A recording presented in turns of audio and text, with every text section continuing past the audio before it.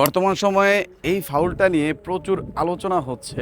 আসলে কি Julian Alvarez Mohammad সালাহকে foul করছিল? কেন সালাহ নিজে ফাউলের শিকার হওয়ার পরেও রেফারির কাছে ফাউলের জন্য আবেদন করলো না? চলুন আজকে আমরা এই ভিডিওতে দেখি এইটা কি আসলেই পেনাল্টি ছিল কি না।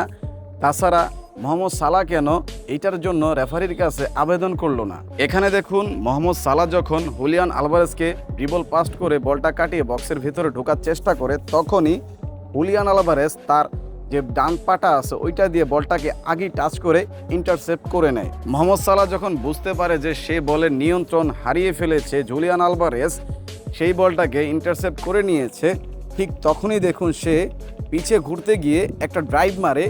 ওই ড্রাইভের কারণে মোহাম্মদ সালাহর পাটা কিন্তু হুলিয়ান আলভারেজের পায়ের সাথে লেগে মোহাম্মদ সালাহ পড়ে যায়। সালাহ যখন দেখছে সে বলটা হারিয়ে ফেলেছে, তখন কিন্তু সে উঠে হাঁটা শুরু করে। সে রেফারির কাছে কোনো আবেদন করেনি ফাউলের জন্য। দেখেন, ব্রাজিল পর্তুগালের সব থেকে বড় রাইভাল টিম হচ্ছে আর্জেন্টিনা। আর্জেন্টিনা যেহেতু কোয়ার্টার ফাইনালে উঠে গেছে, আর ব্রাজিল যেহেতু বাদ পড়ছে, সাথে পর্তুগালও বাদ পড়ছে, তারা দুই দলের সাপোর্টার কিন্তু একই।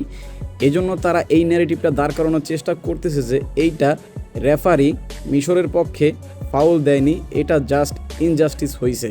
মানে জাস্ট এইটা একটা প্রোপাগান্ডা, আর কিছুই না। মানে ভাই কুচভি, যেখানে মোহাম্মদ সালাহকে ফাউল করা হয়েছে, মোহাম্মদ সালাহ জানে তাকে ফাউল করা হয়েছে, তারপরে সে কেন রেফারির কাছে আবেদন করলো না ফাউলের জন্য? সেখানে আমাদের দেশের কিছু বাঙ্গু সাপোর্টাররা রেফারি হয়ে যাচ্ছে, বালবাল খান হয়ে যাচ্ছে, ফিফার রুলসকে মানতেছে না। জাস্ট একটাই যে আর্জেন্টিনাকে কিছু একটা ন্যারেটিভ দিয়ে আটকাতে হবে, এইটাকে একটা রিগ হিসাবে ঘোষণা করা হবে। মানে জাস্ট ওদের ইচ্ছা হচ্ছে এইটা। ভাই তোমরা এই কাজে মোটেও সফল হবে না। মানে এই জিনিসটা আসছে কোথা থেকে? এই জিনিসটা আসছে ব্রাজিল পর্তুগাল যখন বাদ হয়ে গেছে তখন থেকে। ভাই আপনারা যারা এইগুলা দেখবেন তারা জাস্ট এদেরকে ইগনোর করুন, আর কিছুই না।